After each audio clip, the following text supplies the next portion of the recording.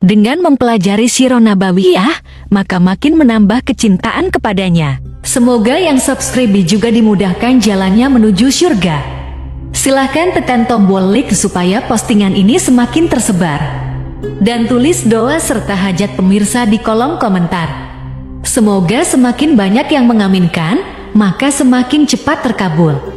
Nabi Sulaiman alaihi salam adalah manusia terkaya sepanjang sejarah kehidupan manusia di muka bumi. Dalam beberapa kitab suci seperti Al-Quran, Alkitab, dan Injil, Nabi Sulaiman alaihi salam dijelaskan sebagai manusia terkaya yang pernah hidup di muka bumi. Tidak ada satupun manusia yang bisa mengalahkan total kekayaannya hingga hari kiamat tiba. Para arkeolog telah menemukan situs peninggalan sejarah Islam yang mengungkap total kekayaan Nabi Sulaiman alaihi salam. Erez bin Yosef, seorang profesor sekaligus peneliti, ia menyatakan bahwa 3.000 tahun yang lalu Nabi Sulaiman alaihi salam diperkirakan memiliki kekayaan senilai 2,2 triliun US dollar. Dan apabila dikonversikan dengan nilai mata uang dolar hari ini, jika dirupiahkan, maka nilainya setara dengan 32.891.870 triliun rupiah.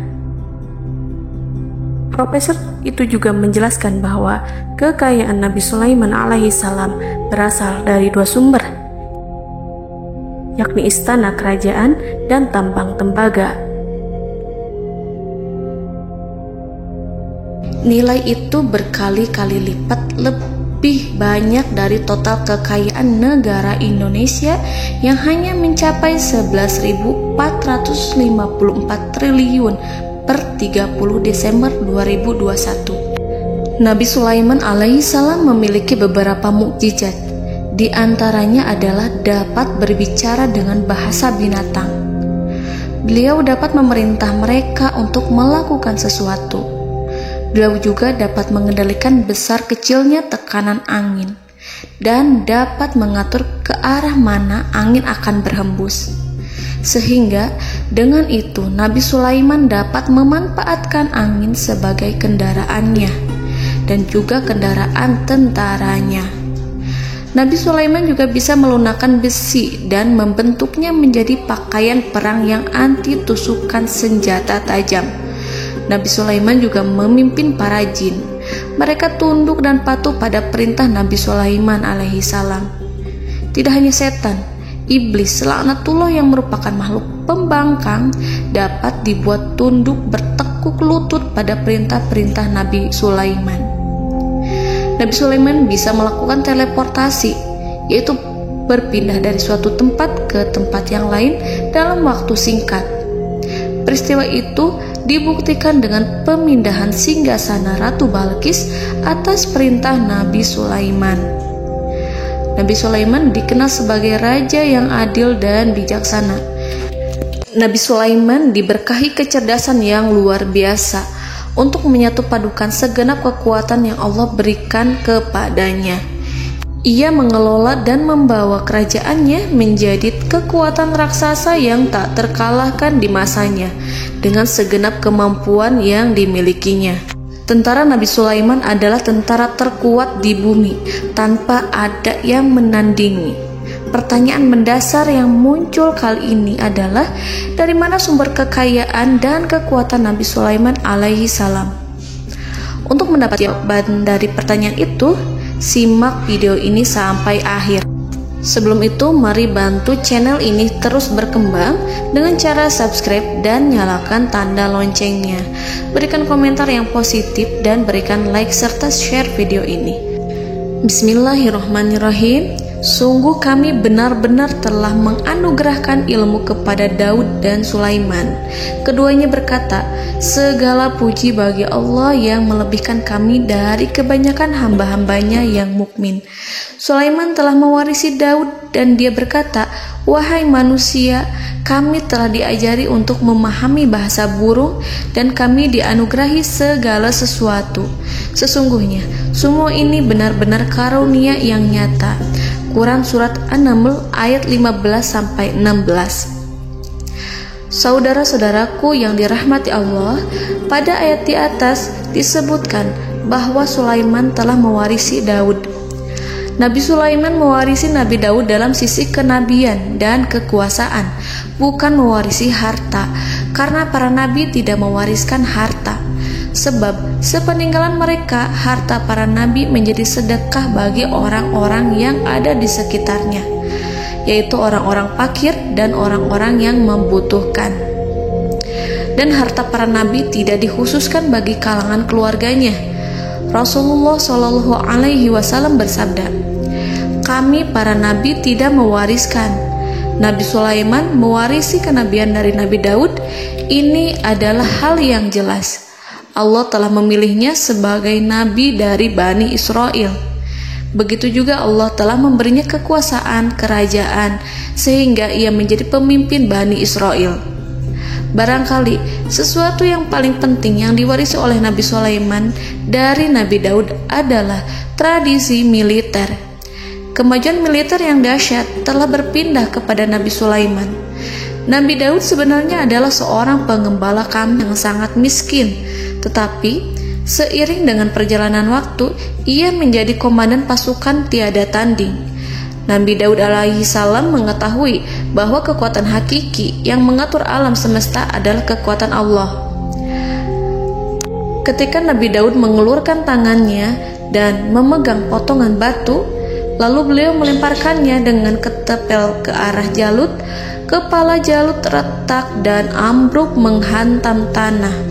Ini sebagai bentuk demonstrasi kekuatan darinya.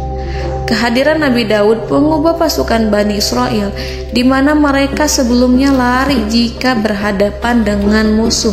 Maka kini keberadaan mereka mulai diperhitungkan di masa hidupnya. Nabi Daud mengalami peperangan yang sangat banyak, tapi Al-Quran tidak menceritakan secara terperinci. Hal itu dikarenakan karena Al-Quran adalah kitab dakwah di jalan Allah, bukan kitab sejarah.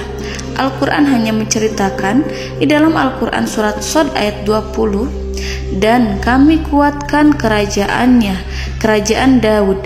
Ayat tersebut berarti bahwa Nabi Daud belum terkalahkan dalam peperangan yang diikutinya. Di samping dukungan yang Allah berikan kepadanya, juga pasukan dan rakyatnya, di mana mereka adalah orang-orang yang bertauhid, menyerahkan diri kepada Allah. Allah Subhanahu wa Ta'ala mengajarkan kepada Nabi Daud hal-hal yang menjadikan pasukannya memiliki keistimewaan yang dengannya mereka dapat mengalahkan pasukan-pasukan lain, pasukan-pasukan besar yang ada di bumi pada saat itu. Allah Subhanahu wa Ta'ala berfirman dalam surat Saba ayat 10, "Dan kami telah melunakkan besi untuknya." Baju besi mungkin akan menjadi masalah dalam benak kita. Ketika orang-orang yang berperang, baju besi cukup mengganggu gerakan mereka. Kita bisa membayangkan ketika ada dua orang berperang, salah satu dapat bergerak bebas, sementara yang lainnya tidak leluasa bergerak karena tertahan dengan pakaiannya. Namun, dengan kekuasaan Allah, Nabi Daud dapat melunakkan besi dan membuat baju besi yang ringan, yang mudah untuk digunakan. Ini adalah kemajuan penting yang Allah berikan kepada Nabi Daud dan tentaranya. Kemajuan itu kemudian diajarkan, diwariskan dan dimiliki oleh Nabi Sulaiman alaihi salam. Nabi Sulaiman memiliki pasukan dahsyat yang melebihi pasukan manapun di bumi saat itu, atau bahkan mungkin saat ini. Bahkan Allah menambahkan karunia-Nya kepada Nabi Sulaiman yang disebutkan dalam Al-Quran surat An-Naml ayat 16. "Dan Sulaiman telah mewarisi Daud, dan dia berkata, 'Wahai manusia, kami telah diberi pengertian tentang suara burung, dan kami diberi segala sesuatu. Sesungguhnya, ini benar-benar suatu karunia yang nyata.'" Saudara-saudaraku yang dirahmati Allah, pada suatu hari Nabi Sulaiman alaihi salam menengadahkan tangannya dan berdoa kepada Allah Subhanahu wa ta'ala. Antara hati Nabi dan Allah tidak ada penghalang, tidak ada jarak, tidak ada sekatan waktu, tidak ada satupun dari para nabi yang berdoa kepada Allah kecuali doanya pasti dikabulkan. Doa Nabi Sulaiman alaihi salam direkam dalam Al-Quran surat Shad ayat 35. Nabi Sulaiman berkata, "Ya Tuhanku, ampunilah aku, anugerahkanlah kepadaku kerajaan yang tidak dimiliki oleh seorang pun sesudahku." Nabi Sulaiman menginginkan dari Allah sesuatu kerajaan yang belum pernah diperoleh oleh siapapun setelahnya. Allah Subhanahu wa ta'ala mengabulkan doa Nabi Sulaiman dan memberinya kerajaan tersebut. Nabi Sulaiman mewarisi kekuasaan, kenabian, hikmah ilmu dari Nabi Daud alaihi salam. Orang-orang menyebut Nabi Sulaiman Al-Hakim, Sulaiman yang bijaksana. Kebijaksanaan Nabi Sulaiman tidak terbatas pada keadilannya di tengah-tengah manusia dan juga kasih sayangnya kepada mereka. Namun, kebijaksanaan Nabi Sulaiman juga berlaku di kalangan burung dan binatang lainnya. Nabi Daud juga mengenal bahasa burung, tetapi Nabi Sulaiman dapat berbicara dengan bahasa burung. Bahkan, ia dapat menggantikannya sebagai pembantunya. Ketika Nabi Daud bertasbih di gunung, burung-burung serta binatang buas ikut bertasbih bersamanya. Bahkan angin pun berhenti untuk mendengarkan tasbih itu. Sedangkan Nabi Sulaiman alaihi salam, Allah Subhanahu wa ta'ala memberinya karunia lebih dari itu, di mana binatang-binatang buas tunduk padanya, begitu juga angin dan burung.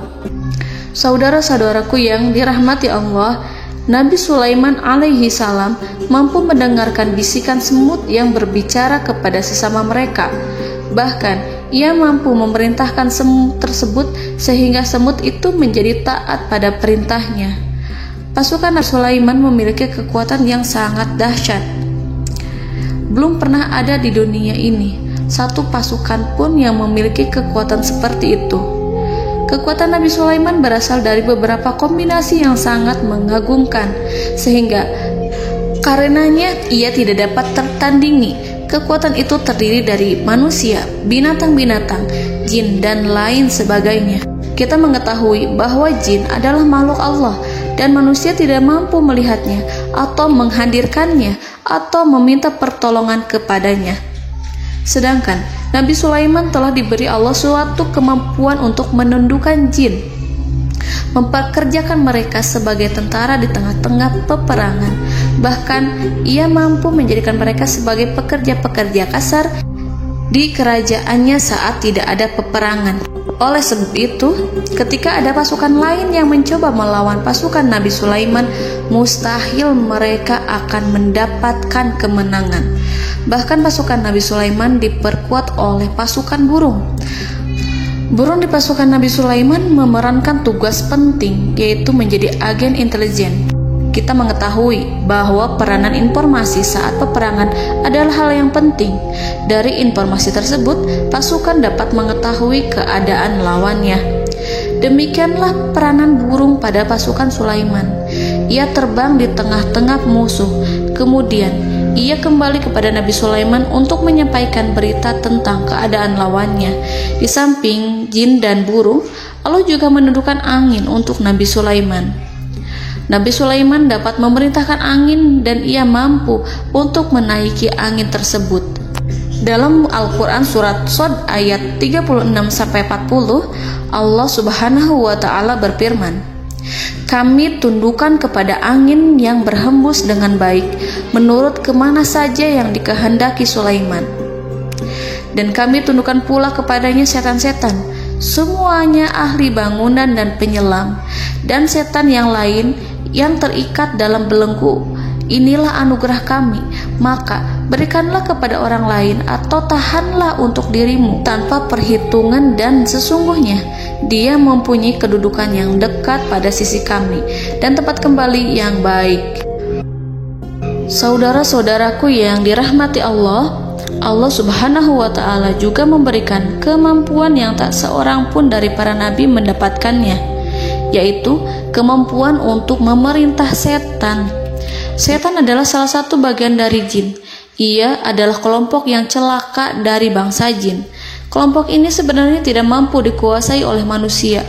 Bahkan jin yang soleh tidak dapat mengatur setan. Adapun Nabi Sulaiman, Allah telah memberinya kekuasaan untuk menundukkan setan dan mempekerjakannya, bahkan mengikatnya dengan rantai serta menghukumnya jika ia menentang pada perintahnya. Setan membangun untuk Sulaiman istana-istana, patung-patung dan alat-alat perang. Bahkan setan-setan itu menyelam ke dasar lautan untuk mengeluarkan permata dan yakut untuk Sulaiman. Jika di antara setan yang menentang perintahnya, maka Nabi Sulaiman alaihi salam mengikatnya dengan rantai. Ini semua menunjukkan kekayaan Nabi Sulaiman dan kekuasaannya, di mana ia mampu mengatur banyak makhluk di bumi ini. Tentu saja, kemampuan itu semua adalah atas izin dari Allah Subhanahu wa Ta'ala sebagai mukjizat darinya. Allah Subhanahu wa Ta'ala berfirman dalam Al-Quran surat Saba ayat 12, dan sebagian dari jin adalah yang bekerja di hadapannya di bawah kekuasaannya dengan izin Tuhannya, dan siapa yang menyimpang di antara mereka dari perintah kami, maka kami rasakan kepadanya azab neraka yang apinya menyala-nyala. Para jin itu membuat untuk Sulaiman apa yang dikehendakinya, dari gedung-gedung yang tinggi, patung-patung, dan piring-piring yang besarnya seperti kolam, atau periuk yang tetap berada di atas tungku. Saudara-saudaraku yang dirahmati Allah, Nabi Sulaiman yang bijaksana adalah penguasa yang tak tertandingi di muka bumi. Meskipun memperoleh nikmat-nikmat khusus yang agung itu yang Allah berikan kepada Sulaiman, beliau tetap menunjukkan dirinya sebagai manusia yang paling banyak berzikir kepada Allah dan manusia yang paling banyak bersyukur di zamannya. Saudara-saudaraku yang dirahmati Allah, sebagaimana Allah Subhanahu wa Ta'ala memberikan nikmat kepada ayahnya Nabi Daud alaihi salam, di mana ia mampu melunakkan besi dan Allah mengajarinya bagaimana cara mencairkan besi, maka Nabi Sulaiman alaihi salam dapat memanfaatkan tembaga yang cair untuk peperangan. Dan juga di saat perdamaian, pada saat peperangan, beliau mencampur tembaga dengan besi dan menjadikannya perunggu. Mereka menggunakan senjata-senjata perunggu dalam peperangan seperti pedang, baju besi, dan juga pisau. Senjata-senjata ini adalah senjata yang paling kuat pada saat itu. Sedangkan di saat damai, tembaga digunakan untuk membuat bangunan, perhiasan, dan sebagainya.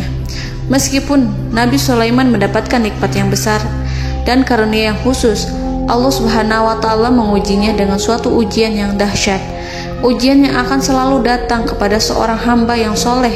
Ketika hamba itu mendapatkan kedudukan besar, maka ujiannya pun menjadi besar. Allah Subhanahu wa Ta'ala menguji Nabi Sulaiman dengan penyakit. Diceritakan oleh Fahru Roji, Nabi Sulaiman diuji dengan suatu penyakit yang keras, di mana kedokteran saat itu tidak dapat dan tidak mampu mengatasinya. Sakitnya Nabi Sulaiman sangat keras sehingga para dokter dari kalangan manusia ataupun jin tidak mampu menghilangkan penyakit itu. Lalu burung-burung menghadirkan rumput-rumput yang dianggapnya sebagai obat, tetapi Nabi Sulaiman tak kunjung sembuh. Semakin hari penyakit Nabi Sulaiman semakin menjadi-jadi, sehingga ketika Nabi Sulaiman duduk di atas kursi, ia duduk bagaikan tubuh tanpa roh. Seakan-akan ia mati karena saking keras penyakit yang dideritanya. Sakit yang diderita oleh Nabi Sulaiman alaihi salam berlangsung sangat lama. Namun Nabi Sulaiman tidak henti-hentinya berzikir kepada Allah dan meminta kesembuhan kepadanya, serta selalu beristighfar dan mengungkapkan rasa cinta kepadanya. Selesailah ujian Allah terhadap hambanya Nabi Sulaiman. Beliau pun sembuh. Nabi Sulaiman merasakan kembali kesehatannya Setelah ia mengetahui segala kejayaan dan segala kekuasaan serta segala kebesarannya, tidak lagi mampu menghilangkan penyakit yang dideritanya, kecuali jika Allah menghendaki. Saudara-saudaraku yang dirahmati Allah, Nabi Sulaiman telah membangun tempat ibadah, tempat sujud, sehingga manusia menyembah Allah di dalamnya. Orang-orang yang membangunnya berjumlah puluhan ribu orang. Tentu setiap kelompok dari mereka memiliki pekerjaan masing-masing.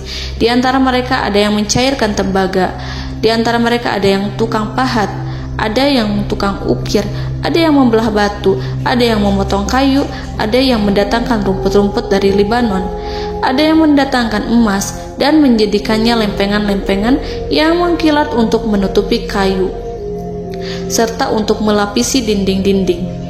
Bahkan golongan jin pun membantu membangun tempat tersebut, tentu dengan perintah dan bimbingan Nabi Sulaiman. Mereka membuat patung-patung yang besar, membuat bejana yang besar untuk tempat makan para tentara dan pekerja, yaitu bejana seperti gunung. Karena saking berat dan besarnya, mereka juga membuat tempat-tempat minum yang besarnya seperti kolam. Nabi Sulaiman mengawasi para pekerjanya dan juga mengurusi masyarakatnya, di mana beliau mengenali problem mereka dan berusaha memecahkannya. Beliau juga mengawasi pasukan dari kalangan binatang dan burung. Beliau mengetahui apabila ada satu di antara mereka yang tidak datang, kemana ia pergi, serta mengapa ia pergi. Nabi Sulaiman menguasai pengetahuan itu semua.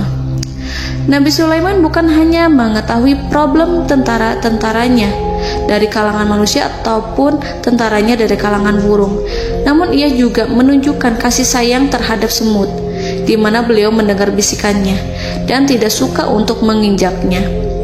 Nabi Sulaiman selalu menundukkan kepalanya ke bumi sebagai bentuk rasa rendah diri dan syukur kepada Allah. Pada suatu hari, Nabi Sulaiman alaihi salam berjalan di depan tentaranya, dan tiba-tiba ia mendengar suara semut yang berkata kepada temannya dari kalangan semut. Hal itu terekam dalam Al-Quran surat An-Naml ayat 18-19. Wahai semut-semut, masuklah ke dalam sarang-sarangmu agar kamu tidak terinjak oleh Sulaiman dan tentaranya, sedangkan mereka tidak menyadarinya.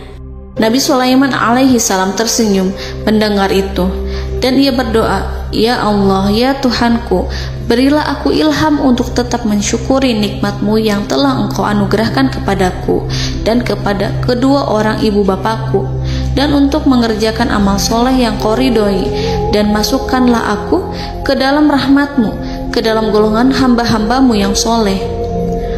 Saudara-saudaraku yang dirahmati Allah, meskipun Nabi Sulaiman mendapatkan kekuasaan dan memiliki tentara yang besar, namun beliau menunjukkan kasih sayang terhadap bangsa semut. Beliau mendengarkan bisikannya dan melihat semut yang ada di depannya. Oleh karena itu, tak mungkin baginya untuk menginjak golongan semut itu. Nabi Sulaiman bersyukur kepada Allah telah memberinya nikmat, yaitu nikmat rahmat dan kasih sayang. Di samping itu, Nabi Sulaiman alaihi salam adalah orang paling kaya di dunia. Istananya terbuat dari kayu gaharu yang memiliki wangi harum. Istananya terbuat dari emas yang terkadang dari kristal. Beliau juga memiliki kursi besar yang terbuat dari emas dan permata. Istana Nabi Sulaiman merupakan istana yang paling besar di dunia. Nabi Sulaiman menggunakan pakaian dari emas dan permata. Meskipun demikian, Nabi Sulaiman tetap menunjukkan sebagai hamba yang berserah diri dan rendah diri di hadapan Allah Subhanahu wa Ta'ala. Nabi Sulaiman yang merendahkan diri di hadapan Allah, ia selalu sujud kepada Allah, sebagaimana ayahnya yang selalu bertasbih pada Allah. Nabi Sulaiman selalu melantunkan lagu-lagu cinta ilahi dan hanya memuji Allah Subhanahu wa Ta'ala. Pada suatu hari, Nabi Sulaiman alaihi salam mengeluarkan perintah kepada pasukannya untuk bersiap-siap. Kemudian, Nabi Sulaiman keluar dan memeriksa pasukannya satu demi satu. Kelompok yang pertama adalah kelompok manusia. Nabi Sulaiman memperhatikan kesiapan mereka. Lalu Nabi Sulaiman mengeluarkan perintah-perintah kepada mereka. Kemudian Nabi Sulaiman memeriksa kelompok jin. dan menyampaikan perintahnya kepada mereka. Beliau memenjarakan jin yang tampak bermalas-malasan saat bekerja. Lalu beliau memeriksa binatang dan berkata kepada mereka, apakah mereka sudah makan dengan baik? Apakah mereka tidur dengan nyenyak? Apakah ada yang mengadu pada mereka, misalkan karena penyediaan makanan yang tidak layak? Apakah ada di sana yang sakit dan lain sebagainya?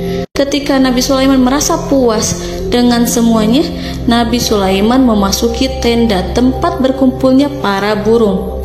Nabi Sulaiman alaihissalam kemudian memasuki tenda tersebut, mengamati keadaan di sekitarnya, sehingga beliau mengetahui bahwa ada satu burung yang tidak hadir, yaitu burung hudhud. Mengapa aku tidak melihat burung hudhud? Burung-burung yang lain tampak terdiam sebagai penghormatan, dan mereka mendengarkan apa yang akan dikatakan pemimpin mereka. Nabi Sulaiman mengarahkan pandangannya pada semua burung dan tidak menemukan burung hudhud di antara mereka. Tak seekor burung pun yang mengetahui keberadaannya. Burung hudhud absen pada apel wajib kali ini. Nabi Sulaiman mulai menampakkan kemarahannya. Tiba-tiba, seekor burung kecil memberanikan diri untuk berkata kepada Nabi Sulaiman, Wahai Nabi yang mulia, seharusnya Hudhud ada bersamaku kemarin untuk melaksanakan tugas penyelidikan. Ia adalah pemimpin misi itu. Namun, burung Hudhud belum datang. Oleh karena itu, aku tidak pergi bersamanya. Burung itu tampak gemetar. Nabi Sulaiman mengetahui bahwa Hudhud tidak hadir dan tak seorang pun mengetahui kemana ia pergi. Burung hudhud pergi tanpa izin terlebih dahulu. Dalam keadaan marah, Nabi Sulaiman berkata, "Sungguh aku benar-benar akan mengazabnya dengan azab yang sangat keras, atau benar-benar menyembelihnya, kecuali jika ia benar-benar datang kepadaku dengan alasan yang jelas."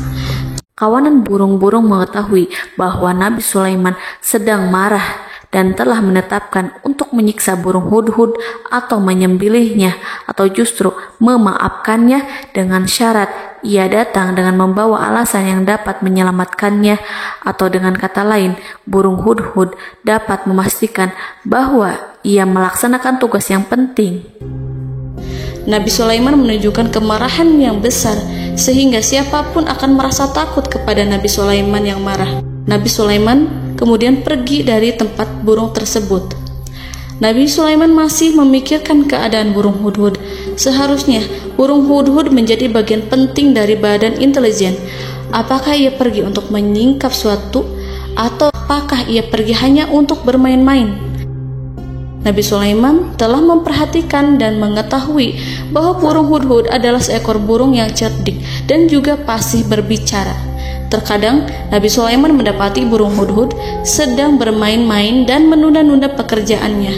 Namun ketika Nabi Sulaiman melihatnya, burung hudhud memahami bahwa perbuatannya tidak benar. Oleh karena itu, ia tidak boleh menyampur adukan antara waktu serius dan waktu bermain. Tidak lama setelah itu, burung hudhud tiba di tempat para burung. Burung-burung yang lain berkata kepadanya, "Wahai hudhud, pergilah engkau ke tempat Nabi Sulaiman. Jika ia mengetahui bahwa engkau telah sampai, jiwamu benar-benar terancam." Mendengar itu, burung hudhud segera beranjak. Ia terbang menemui Nabi Sulaiman. Pada waktu itu, Nabi Sulaiman sedang duduk bersama tentaranya yang lain. Burung hudhud berdiri. Ia telah merencanakan untuk memulai pembicaraan dengan Nabi Sulaiman sebelum Nabi Sulaiman bertanya kepadanya kemana dia pergi. Ini sebagai bukti bahwa hudhud telah melaksanakan suatu tugas yang penting. Dalam Al-Quran Surat An-Naml ayat 22, burung hudhud berbicara, "Aku telah mengetahui sesuatu yang kamu belum mengetahuinya, dan kubawa kepadamu dari negeri Saba suatu berita penting yang diyakini seakan-akan burung hudhud hendak berkata, 'Aku adalah hudhud yang miskin, tapi aku mengetahui apa yang tidak engkau ketahui, dan aku telah datang kepadamu dari kerajaan Saba dengan membawa berita yang sangat penting.'"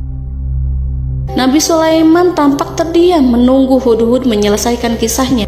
Dalam surat An-Naml ayat 23-24, burung hudhud berkata, Sesungguhnya aku menjumpai seorang wanita yang memerintah mereka. Dia dianugerahi segala sesuatu serta mempunyai singgasana yang besar. Aku mendapati dia dan kaumnya menyembah matahari selain Allah. Dan setan-setan telah menjadikan mereka memandang indah perbuatan-perbuatan mereka, lalu menghalangi mereka dari jalan Allah, sehingga mereka tidak mendapat petunjuk. Burung hudhud diam. Nabi Sulaiman merasa bahwa hudhud menunjukkan kepasihan lisannya. Nabi Sulaiman berkata dalam Quran surat An-Naml ayat 27 sambil menunjukkan senyum manisnya. Nabi Sulaiman berkata, "Akan kami lihat apakah kamu benar wahai hudhud, ataukah kamu termasuk orang-orang yang berdusta." Seakan-akan burung hudhud ingin mengatakan, "Aku tidak berbohong, wahai Nabi yang mulia." Namun diamnya Sulaiman membuat takut sehingga burung hudhud terdiam. Nabi Sulaiman terdiam karena berpikir, lalu ia memutuskan sesuatu setelah itu. Beliau melihat kepada lainnya dan meminta secari kertas. Nabi Sulaiman menulis surat singkat dan menyerahkannya kepada hudhud, serta memerintahkan kepadanya seperti yang dikatakan dalam Quran surat An-Naml ayat 28. "Pergilah dengan membawa suratku ini, lalu jatuhkanlah kepada mereka, kemudian berpalinglah dari mereka, lalu perhatikanlah apa yang mereka bicarakan." Al-Quranul Karim hanya menceritakan dalam Quran surat An-Naml bagaimana perginya hudhud dan bagaimana ia menyerahkan surat itu. Lalu Al-Quran langsung menyebut keadaan kerajaan Balqis yang saat itu sedang membaca surat di depan para pembesar kerajaan dan para menterinya. Dalam Al-Quran surat An-Naml ayat 29-31 berkatalah Balqis, "Wahai pembesar-pembesar, sesungguhnya telah dijatuhkan kepadaku sebuah surat yang mulia.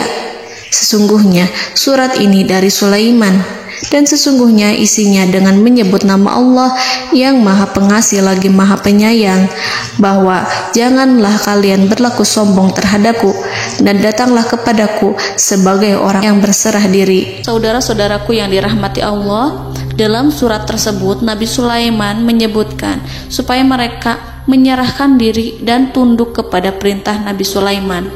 Nabi Sulaiman memerintahkan agar mereka meninggalkan penyembahan terhadap matahari.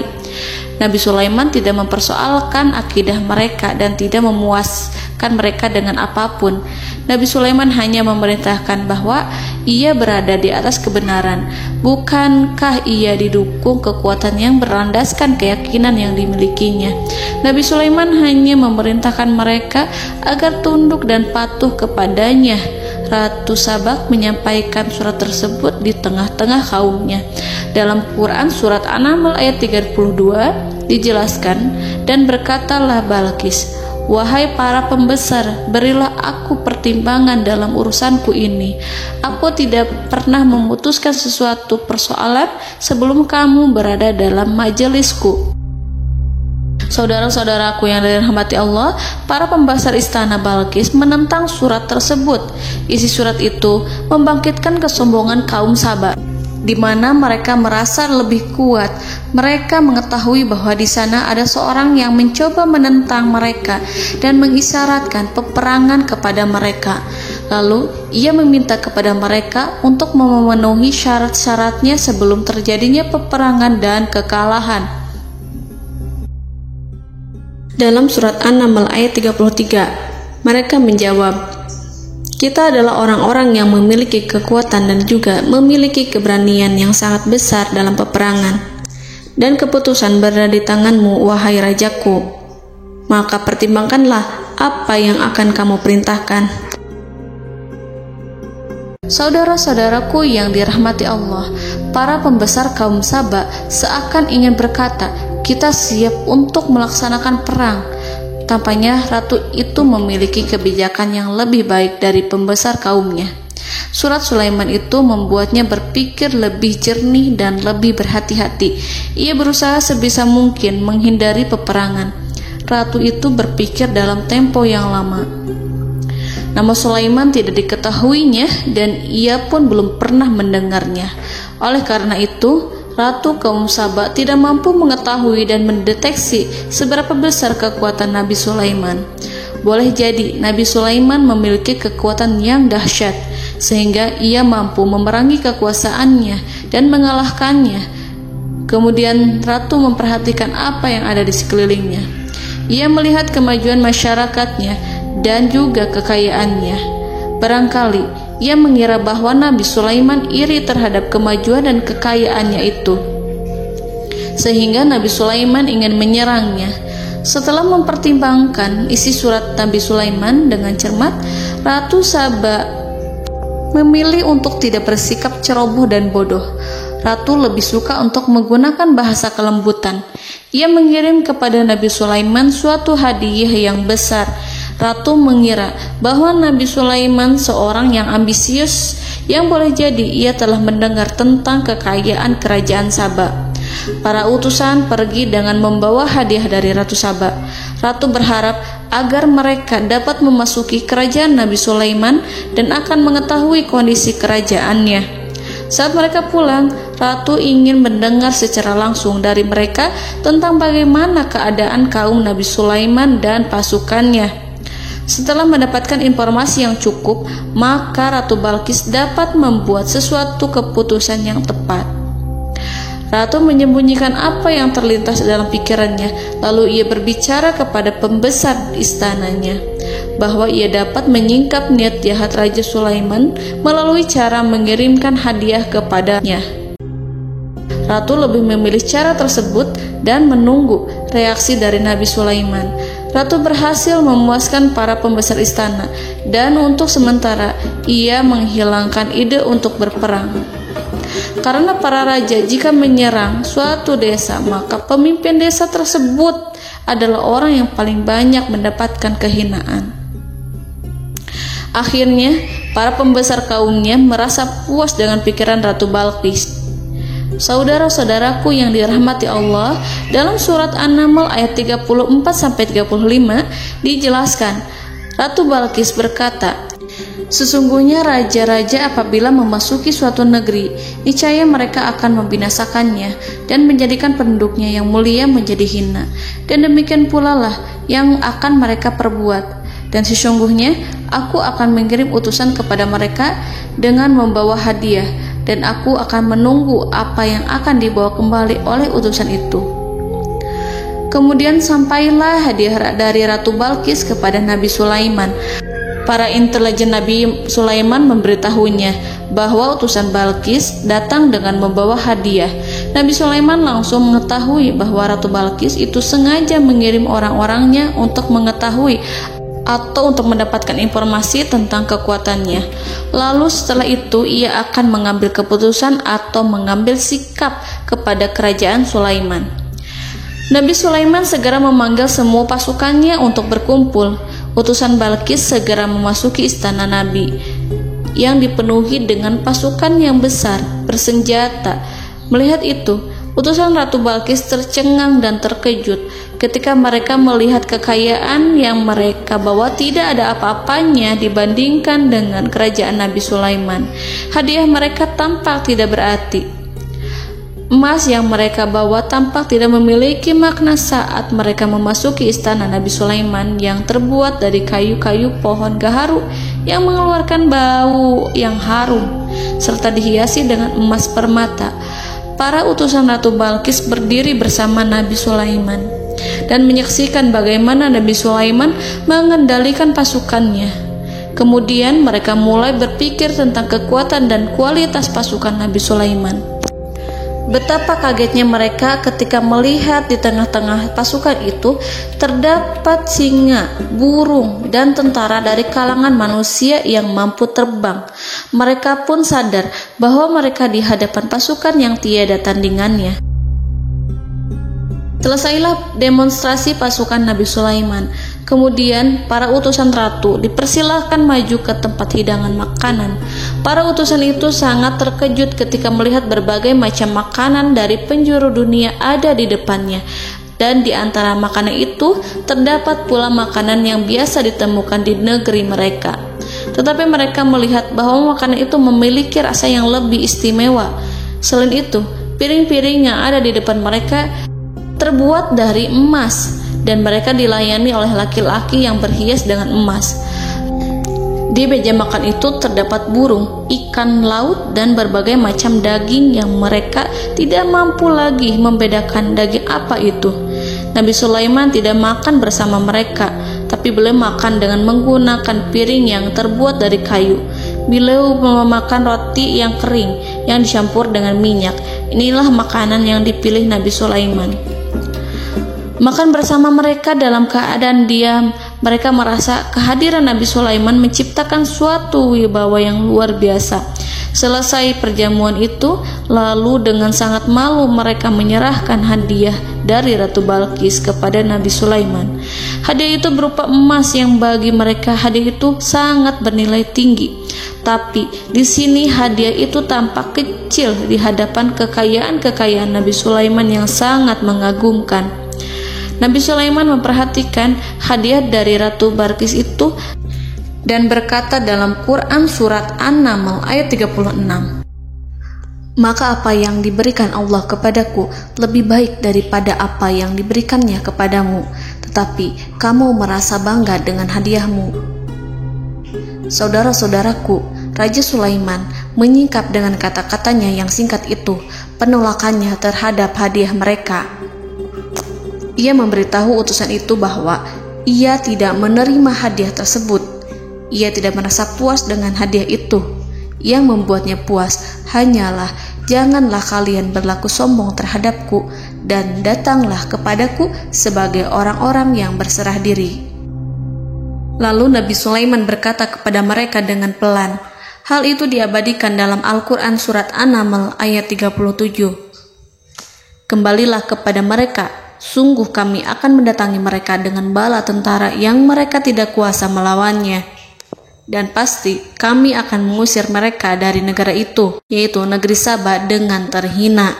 Dan mereka akan menjadi tawanan-tawanan yang hina." Saudara-saudaraku yang dirahmati Allah, Nabi Sulaiman kemudian meninggalkan para utusan ratu setelah terlebih dahulu mengancam mereka. Para utusan itu berharap agar Nabi Sulaiman mau menunggu kunjungan Ratu Balqis yang akan membawa misi perdamaian. Akhirnya, sampailah para utusan Ratu Balqis ke negeri Saba. Mereka segera menuju istana sang ratu. Mereka memberitahu bahwa negeri mereka ada di ujung tanduk. Mereka menceritakan kepada ratu tentang kekuatan Nabi Sulaiman dan tidak mungkin bagi mereka mampu melawannya. Mereka meyakinkan Ratu Balqis bahwa ia harus mengunjunginya dan melihat sendiri bagaimana kebesaran kerajaan Nabi Sulaiman. Kemudian Ratu Balqis menyiapkan dirinya untuk pergi menuju kerajaan Nabi Sulaiman.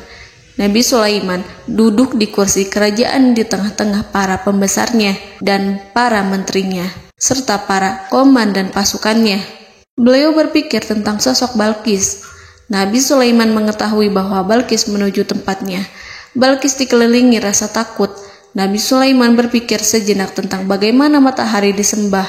Ia memikirkan bagaimana informasi yang diterima oleh intelijennya tentang kemajuan kerajaan Balqis dalam bidang kesenian dan ilmu pengetahuan. Nabi Sulaiman bertanya kepada dirinya sendiri, apakah kemajuan menjadi penghalang untuk mengetahui kebenaran? Apakah ratu itu senang dengan kekuatan yang dicapainya? Dan ia membayangkan bahwa kekuatannya adalah segalanya. Dengan kemajuan yang dimilikinya, Nabi Sulaiman ingin membuat kejutan agar ratu mengetahui bahwa Islam yang diyakini oleh Nabi Sulaiman adalah satu-satunya yang mampu mendatangkan kemajuan dan kekuatan yang hakiki, sehingga ia dapat membandingkan antara keyakinannya dalam menyembah matahari beserta kemajuan yang dicapainya dengan keyakinan Nabi Sulaiman beserta kemajuan yang diraihnya. Saudara-saudaraku yang dirahmati Allah, para mata-mata Nabi Sulaiman telah memberitahunya bahwa hal yang sangat disegani dan dikagumi oleh kaum Balqis adalah kerajaan Saba, yaitu singgasana Ratu Balqis. Singgasana itu terbuat dari emas dan batu delima. Singgasana tersebut dijaga oleh penjaga yang sangat disiplin, di mana mereka tidak pernah lalai sedikit pun. Oleh karena itu, sangat tepat apabila Nabi Sulaiman menghadirkan singgasananya di sini, di kerajaannya. sehingga ketika ratu tiba, maka ia dapat duduk di atasnya. Nabi Sulaiman ingin membuat kejutan kepadanya dan menunjukkan bahwa kemampuannya tersebut yang berlandaskan pada keislaman. Nabi Sulaiman melakukan yang demikian itu dengan harapan agar si ratu tunduk kepadanya. Ide itu terlintas dalam diri Nabi Sulaiman. Lalu ia mengangkat kepalanya dan menoleh kepada anak buahnya. Hal itu diabadikan dalam Quran Surat An-Naml ayat 38. Wahai para pembesar, siapakah di antara kamu sekalian yang sanggup membawa singgasananya kepadaku sebelum mereka datang kepadaku sebagai orang-orang yang berserah diri? Saudara-saudaraku, perhatikanlah ungkapan pikiran Nabi Sulaiman tersebut. Semua pemikirannya berkisar tentang keislaman para penyembah matahari, tentang bagaimana beliau dapat memberikan petunjuk kepada mereka di jalan Allah. Yang pertama menjawab pertanyaan Nabi Sulaiman adalah jin Ifrit. Dalam Quran Surat An-Naml ayat 39, berkatalah Ifrit yang cerdik dari golongan jin, "Aku akan datang kepadamu dengan membawa singgasana itu sebelum kamu berdiri dari tempat dudukmu. Sesungguhnya aku benar-benar kuat untuk membawanya, lagi dapat dipercaya." Nabi Sulaiman berdiri dari tempat duduknya. Setelah 1 jam atau 2 jam, jin itu berjanji kepadanya untuk menghadirkan singgasana Balkis. Sebelum itu, istana Nabi Sulaiman di Palestina, sedangkan istana Balkis terletak di Yaman. Antara singgasana tersebut dengan singgasana Nabi Sulaiman berjarak lebih dari ribuan mil. Barangkali pesawat yang cepat sekalipun yang kita kenal hari ini tidak akan mampu membawa dan mendatangkan istana itu dalam waktu 1 jam. Tetapi masalahnya di sini, berhubung dengan kekuatan jin yang serba misterius, Nabi Sulaiman tidak mengomentari sedikit pun terhadap apa yang dikatakan oleh Ifrit. Nabi Sulaiman tampak menunggu tanggapan lain yang mampu menghadirkan singgasana Balkis yang lebih cepat dari jin Ifrit. Nabi Sulaiman menoleh kepada seorang yang di sana, yang duduk di atas naungan. Hal itu diceritakan dalam Al-Quran Surat An-Naml ayat 40. Berkatalah seseorang yang mempunyai ilmu dari Alkitab, "Aku akan membawa singgasana itu kepadamu sebelum matamu berkedip." Maka tatkala Sulaiman melihat singgasana itu terletak di hadapannya, ia pun berkata, "Ini termasuk karunia Tuhanku untuk menguji aku, apakah aku akan bersyukur atau mengingkari nikmatnya? Dan barang siapa yang bersyukur, maka sesungguhnya dia bersyukur untuk kebaikan dirinya sendiri. Dan barang siapa yang ingkar, maka sesungguhnya Tuhanku Maha Kaya lagi Maha Mulia." Saudara-saudaraku, belum lama seseorang yang mempunyai ilmu dari Alkitab menyatakan kalimatnya, sehingga singgasana itu tiba-tiba ada di depan Nabi Sulaiman, yang mampu menghadirkan singgasana itu lebih cepat dari kedipan mata. Al-Quranul Karim tidak menyingkap kepribadian seseorang yang menghadirkan singgasana itu. Al-Quran hanya menggarisi bahwa orang itu mempunyai ilmu dari Alkitab. Al-Quran tidak menjelaskan kepada kita apakah ia seorang malaikat, ataukah manusia, ataukah jin. Al-Quran sengaja tidak menyingkap hakikat kitab yang dimaksud. Saudara-saudaraku yang dirahmati Allah, setelah melihat singgasana itu, Nabi Sulaiman bersyukur kepada Allah. Ia mulai memperhatikan singgasana sang ratu. Singgasana tersebut merupakan simbol pembangunan dan juga kemajuan. Tetapi tampaknya ia hanya sesuatu yang biasa saja jika dibandingkan dengan kekuasaan dan kebesaran ciptaan yang dibuat oleh manusia dan jin di kalangan istana Nabi Sulaiman. Nabi Sulaiman memikirkan dalam tempo yang sangat lama singgasana Ratu Balkis itu. Kemudian beliau memerintahkan agar singgasana itu diperbaiki, sehingga saat Ratu Balkis datang, dia akan mengujinya. Apakah Ratu Balkis dapat mengenali singgasananya ataukah tidak? Dalam Al-Quran Surat An-Naml ayat 41, Nabi Sulaiman berkata, "Ubahlah baginya singgasananya, maka kita akan melihat apakah dia mengenal ataukah dia termasuk orang-orang yang tidak mengenalnya." Saudara-saudaraku yang dirahmati Allah, Nabi Sulaiman memerintahkan agar dibangun istana yang akan digunakan untuk menyambut Ratu Balkis. Nabi Sulaiman memilih tempat di laut, dan ia memerintahkan agar dibangun suatu istana di mana sebagian besarnya terdiri dari air laut. Nabi Sulaiman memerintahkan agar lantainya itu terbuat dari kaca yang tebal dan kuat, sehingga orang-orang yang berjalan di atas istana itu akan dapat melihat di bawahnya ada ikan-ikan berwarna-warni yang berenang-renang. Dan mereka akan melihat rumput-rumput laut yang bergerak-gerak. Akhirnya, selesailah pembangunan istana itu. Saking bersihnya kaca lantainya, sehingga tampak di sana tidak ada kaca. Burung hudhud memberitahu Nabi Sulaiman bahwa Balqis telah sampai dekat kerajaannya. Kemudian Ratu Balqis datang. Al-Quran tidak menyebutkan keadaan Nabi Sulaiman saat menyambut Balqis, namun Al-Quran menunjukkan dua sikap Ratu Balqis. Yang pertama, bagaimana sikap Balqis ketika pertama kali melihat singgasananya yang datang mendahuluinya, padahal ia telah meninggalkan pengawalannya untuk tetap setia menjaga singgasananya itu.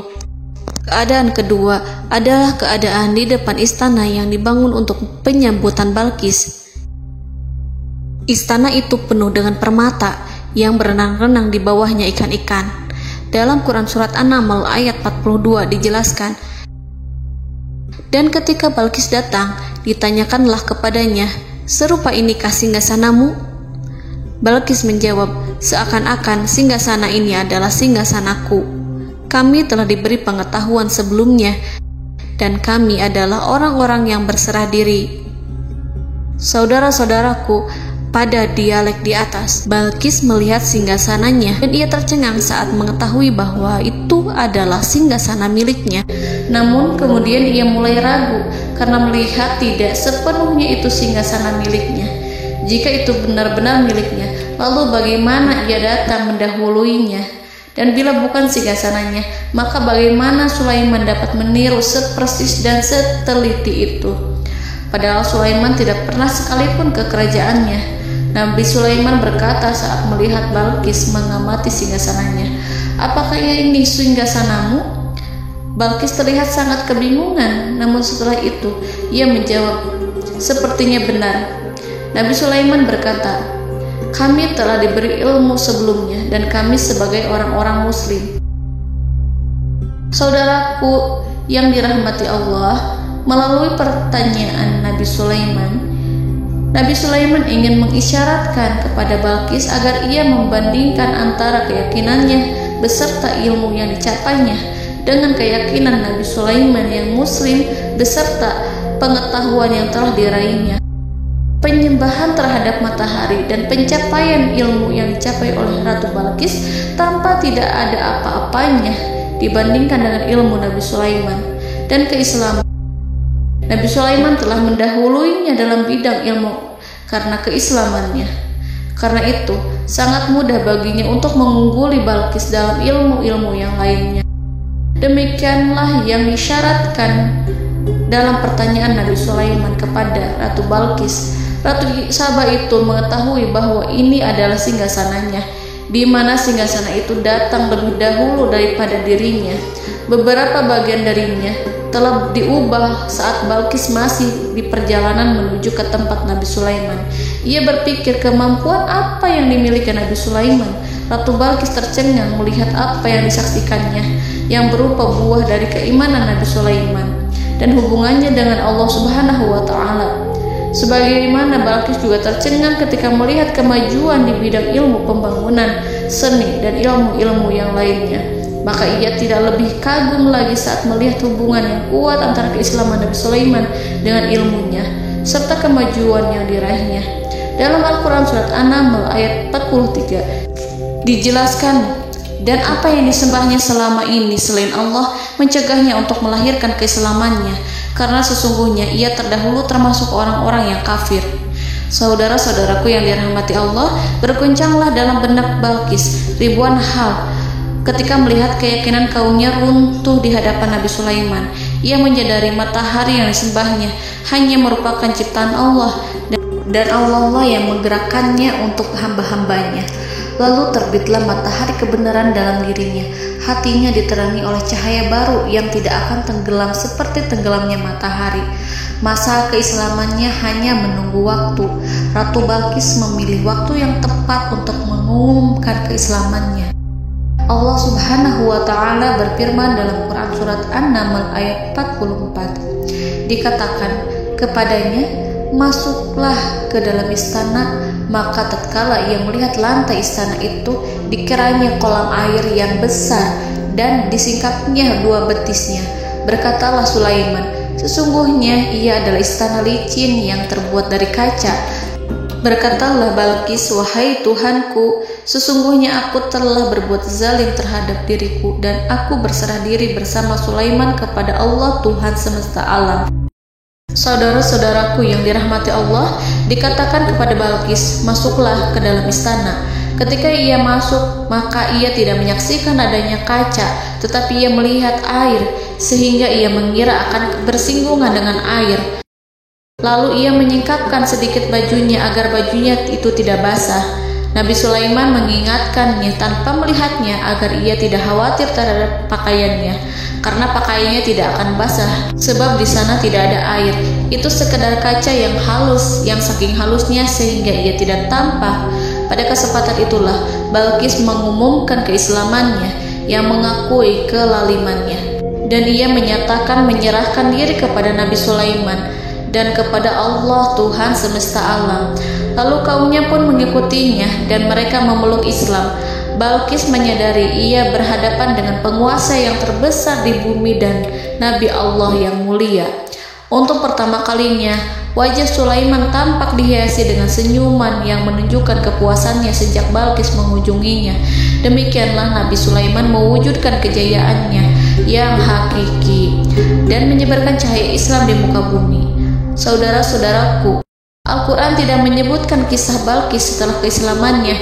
Para ahli tafsir mengatakan bahwa ia menikah dengan Nabi Sulaiman. Selain itu, ada yang mengatakan bahwa ia menikah dengan salah satu orang dekat Nabi Sulaiman. Ada juga yang mengatakan bahwa sebagian Raja Habasyah adalah keturunan dari buah perkawinan ini. Wallahu a'lam bishawab. Saudara-saudaraku yang dirahmati Allah, Nabi Sulaiman hidup di tengah-tengah kejayaan dan kemuliaan di bumi. Kemudian Allah menetapkan kematian untuknya, sebagaimana kehidupan Sulaiman berada di puncak kemuliaan dan kejayaan yang penuh dengan keajaiban yang luar biasa. Maka kematiannya pun merupakan tanda-tanda kebesaran Allah yang penuh dengan keajaiban. Demikianlah bahwa kematiannya sesuai dengan kehidupannya, sesuai dengan kejayaannya. Allah berfirman tentang kematian Sulaiman di dalam Al-Quran Surat Saba ayat 14. Maka tatkala kami telah menetapkan kematian Nabi Sulaiman, tidak ada yang menunjukkan kepada mereka kematiannya itu kecuali rayap yang memakan tongkatnya. Maka tatkala ia telah tersungkur, tahulah jin bahwa kalau sekiranya mereka mengetahui yang gaib, tentulah mereka tidak akan tetap dalam siksa yang menghinakan. Saudara-saudaraku, kemampuan Nabi Sulaiman untuk menundukkan jin dan mempekerjakan mereka serta hubungan mereka dengan semua itu menimbulkan fitnah di tengah-tengah manusia. Dalam hal tertentu, kematian Nabi Sulaiman merupakan batasan jawaban terhadap fitnah ini. Kami tidak mengetahui siapa yang mengklaim bahwa jin mengetahui hal yang gaib. Apakah itu setan yang terkutuk, atau jin yang bodoh, atau manusia yang tertipu? Kami tidak mengetahui siapa yang bertanggung jawab terhadap tersebarnya isu yang keliru ini. Yang kita ketahui adalah bahwa hal tersebut adalah mempengaruhi sebagian manusia dan jin. Barangkali manusia berkata kepada diri mereka, selama jin melakukan perbuatan yang luar biasa ini, maka apa gerangan yang menjadikan mereka tidak mengetahui hal yang gaib itu? Manusia itu lupa bahwa kunci kegaiban berada di tangan Allah. Masalah ilmu gaib tidak akan mampu dikuasai oleh jin dan manusia. Hanya Dia yang mengetahuinya, dan manusia diberitahu hanya sedikit sekali. Saudara-saudaraku yang dirahmati Allah, seakan-akan Allah telah merencanakan bahwa kematian Sulaiman bertujuan untuk menghancurkan pemikiran itu, yaitu pemikiran bahwa jin mengetahui hal-hal yang gaib. Jin bekerja untuk Nabi Sulaiman selama beliau hidup, dan tatkala beliau meninggal, maka tugas mereka menjadi bebas. Nabi Sulaiman meninggal tanpa diketahui oleh jin, sehingga mereka tetap bekerja untuk mereka, tetap mengabdi kepada Sulaiman. Seandainya mereka mengetahui hal yang gaib, niscaya mereka tidak akan meneruskan pekerjaan mereka. Saudara-saudaraku, pada suatu hari Nabi Sulaiman memasuki mihrabnya untuk itikaf ibadah dan beribadah kepada Allah. Tak seorang pun yang berani mengganggu khalwatnya. Mihrab Sulaiman terletak di puncak gunung dan dindingnya terbuat dari permata. Pada suatu hari Nabi Sulaiman duduk bersandar pada tongkatnya dan ia tampak tenggelam dalam tafakur. Beliau berzikir pada Allah hingga rasa kantuk menguasainya. Lalu setelah itu malaikat maut menemuinya. Nabi Sulaiman pun meninggal. Beliau bersandar kepada tongkatnya. Jin melihatnya dan mengira bahwa beliau sedang sholat, sehingga mereka pun terus melanjutkan pekerjaannya. Berlalulah hari demi hari yang panjang. Datanglah rayap, yaitu semut kecil yang memakan kayu. Hewan itu mulai memakan tongkat Nabi Sulaiman. Rayap itu tampak lapar. Sebagian dari tongkat Nabi Sulaiman dimakan beberapa hari oleh rayap itu. Ketika yang dimakannya semakin bertambah, maka tongkat itu pun menjadi rusak dan kemudian jatuh dari tangan Nabi Sulaiman alaihi salam. Tubuh mulia itu kehilangan keseimbangan dan kemudian jatuh terhempas di bumi. Tatkala tubuh suci itu tersungkur, maka manusia segera menuju ke arahnya. Mereka menyadari dan mengetahui bahwa Nabi Sulaiman telah meninggal dalam waktu yang lama. Jin menyadari bahwa mereka tidak mengetahui hal yang gaib, dan manusia pun mengetahui hakikat ini. Seandainya jin mengetahui hal yang gaib, niscaya ia tidak akan meneruskan siksa yang hina. Mereka tidak akan bekerja kepada Sulaiman. Demikianlah Nabi Sulaiman alaihi salam meninggal dalam keadaan duduk dan sholat di mihrabnya. Lalu berita itu tersebar bagaikan api di bumi.